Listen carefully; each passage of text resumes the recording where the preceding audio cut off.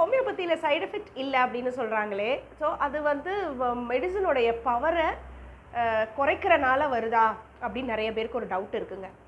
So ஹோமியோபதிக்கும் அலோபதிக்கோ இல்லை மற்ற பதீஸ்க்கோ என்ன வித்தியாசம் அப்படின்னு நம்ம பார்க்குறோம் பொழுது, இப்போ ஒரு மருந்து அப்படின்னா அந்த மருந்தை வந்து நீங்கள் ராவாக அரைச்சி இல்லை கஷாயம் போல் காய்ச்சியும் நீங்கள் குடிக்கும் பொழுது அந்த ரானஸ் அப்படியே இருக்குதுன்னா அது நாட்டு வைத்தியம். அதவே லேகியமாகவோ இல்லை புடம் போட்டோ உபயோகப்படுத்தும் பொழுது அது சித்தா இல்லைன்னா ஆயுர்வேதம் ஆகுது.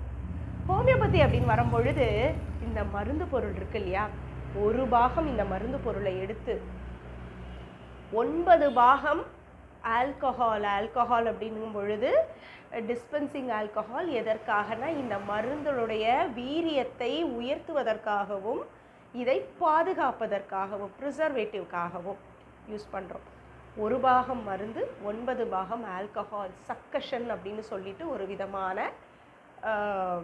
மெத்தடை யூஸ் பண்ணி 100 முறை பண்ணும் பொழுது ஒரு பொட்டன்சி வரும்.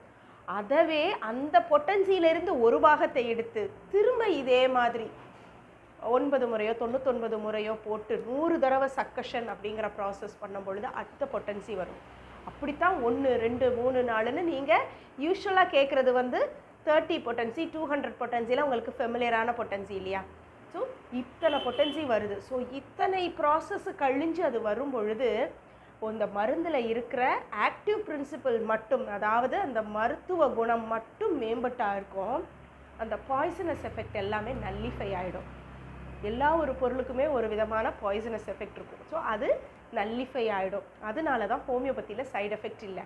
ஸோ இந்த மாதிரியான எக்கச்சக்கமான ப்ராசஸில் நம்ம கொண்டு வர வர வர வர ரொம்ப ஹை பொட்டன்சி ஆகும் பொழுது மனசு வரைக்கும் உள்ளே போய் மனசை மாற்றம் பண்ணுற அளவுக்கு ஹோமியோபதி மருந்து ரொம்ப சிறந்ததுங்க. அதான் ஹோமியோபதியில் சைடு எஃபெக்ட் இல்லை, ஆனால் பூரணமாக குணமாகும் அப்படின்னு சொல்கிறது.